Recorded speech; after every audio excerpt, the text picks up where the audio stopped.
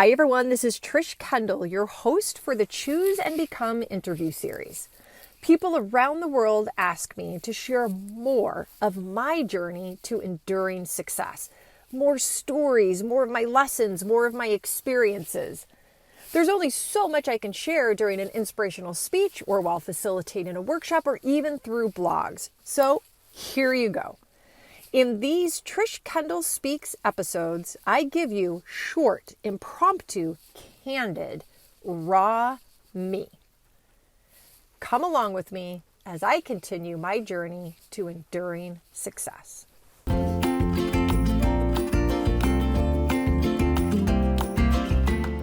Hi, this is Trish Kendall with Choose and Become. I am 2 weeks and counting down to delivering my TEDx talk, TEDx Walden Pond, on November 1st in Lincoln, Massachusetts. And I've got so many things running through my head as it relates to preparing for and delivering this TEDx talk. So I might have a few of these Trish Kendall Speaks about TEDx. The thing that is on my, first off, I know for those of you that can't see video, you can't see this, but this is Cosmo. So this is Lily's cat Cosmo. And every time I get on my video, he jumps on me. And even when I'm working, he jumps on my lap, he jumps on my keyboard, and then I just think he's so cute. It's so hard for me to move him. All right, but I got him off. So the thing that's on my mind this morning is my community is expanding. So many of you don't know the journey that I've been on to get to this point. So let me just try to summarize this. 3 years ago, I chose to openly speak about my journey from the pit of despair to the peak of success, and in a business way, becoming an inspirational speaker. And my kids today, I have a daughter, Lily, who's 13, she's almost 14, and my son, Sam, is 11, almost 12. So at this time, it was 3 years ago. And a big part of my story and what I share out there is that I was sexually abused as a child, and that led to a world of destruction, which included a very severe crystal meth addiction and near suicide. Now, when I am delivering an inspirational speech and when I'm facilitating inspirational workshops, I spend, this much time on the really crappy, shitty shit that happened. And I spend this much time on the journey I took to go from there to here, to go from the pit to the peak. But I do say these things. I do lay out there the trauma that I experienced. And the reason I do is because my message is around embracing love. And for me as a little girl, I lost my ability to love. And then as a young woman, I realized and learned that I hadn't lost it. And I'm not going to say any more about that right now because that might give away some of my TEDx talk. So I'll go back to that in a minute. So as you can imagine, the questions that I get from the audience around the world is, do my kids know? Do my kids know? Now, Lily and Sam both know that I'm an inspirational speaker. They know that I go around the country and inspire individuals to create enduring success. We talk about this. They know this podcast that I do. They listen to many of the people. Well, Lily listens to some of the people that I interview. So they know all of that. They don't know the childhood sexual abuse trauma, and they don't know the drug addiction. And 3 years ago, when I started going down this inspirational speaking path, my therapist at the time, Dr. Anne Marie Madigan, who I love, my husband and I, Joe, sat down with her and just went through a process with her about when and how to let Lily and Sam know some of the childhood experiences that make their mom who she is.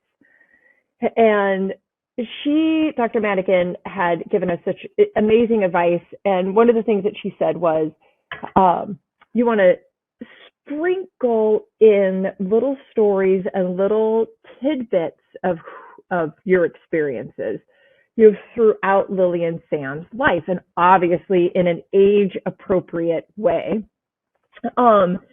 So for example, one of the first things that I shared with Lily and Sam, and this is Dr. Madigan's idea, and this is 3 years ago, is that my dad moved us all the time.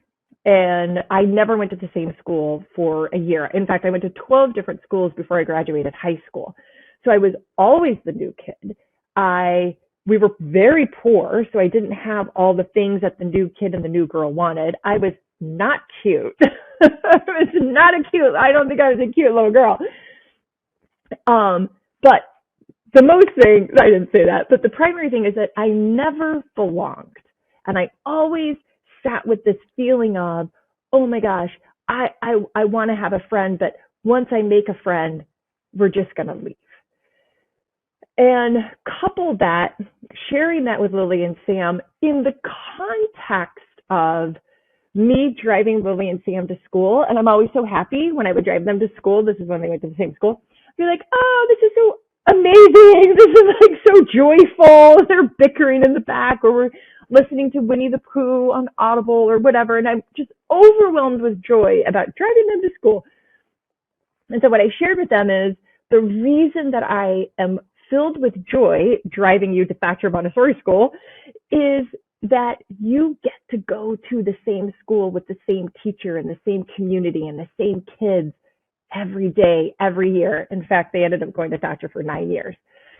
So that's a little bit of a story of what Dr. Madigan said. Sprinkle in the reason that I feel so much joy about taking you to school and you get to be in this community is because I never had. So that's an example. Throughout the years, Lily has asked me more questions about me and some of the choices that I've made as it relates to dating, marriage, sex, all those things, as she is 13, almost 14, and learning these things, at school in an appropriate context and all that.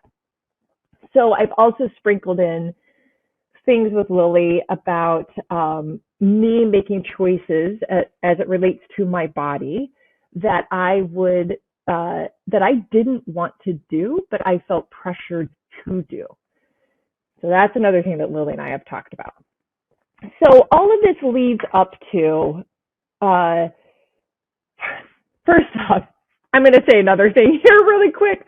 My very dear friend Carolyn said to me one day years ago that our kids only know us for the parent that we are. They don't know or experience like who we are in its totality. And so I always think about that because I do want Lily and Sam to have a better understanding and a insight into what makes me who I am. So that's always an undercurrent underneath.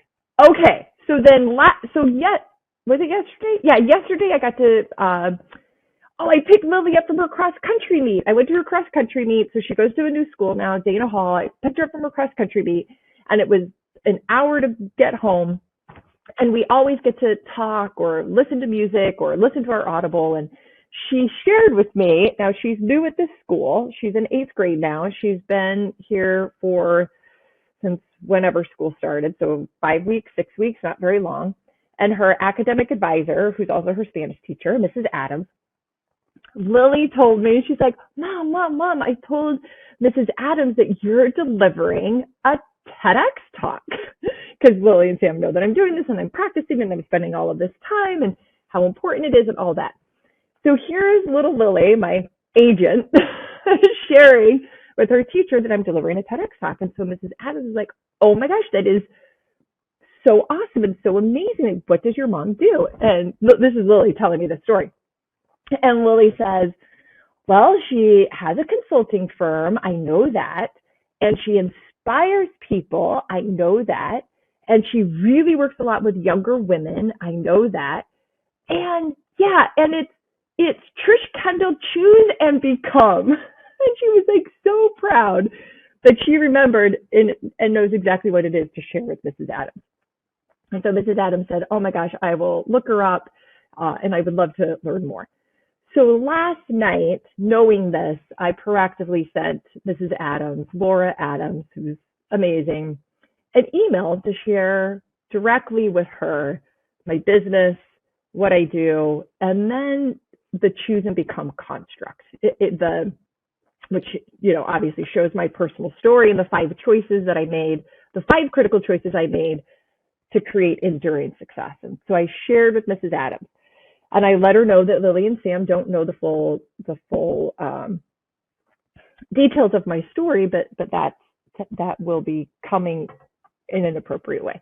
And so I woke up this morning and I had an email back from Mrs. Adams, and it just filled me up with such joy and love and all that stuff to have this new teacher of Lily's now be able to see me in a broader, richer, more real way because I chose to share this with her, because Lily chose to share with her. So it just filled me up. And it brings me to the big question, which I got to talk to Joe about. And the big question is, and I got to talk to Dr. Madigan about this, are we at the point now that I need and should share with Lily that my dad sexually abused me? This TEDx talk is going to be out there. I say it in the talk. I don't know the right answer, but I know that I have to make a decision. And Lily is a loving, kind, glass overflowing full, bright light in everyone's life. And I am devastatingly scared to put something in her mind that will do anything to take away from that. So that's what I'm sitting with today. With my coffee. It's 7:30 in the morning Boston time. Sam's on the bus. Joe and Lily, they leave at 6:30 in the morning to drop her off at school. And I'm going to reflect on this question and reach out to Dr. Madigan. Thank you for being along this journey with me. Choose and become.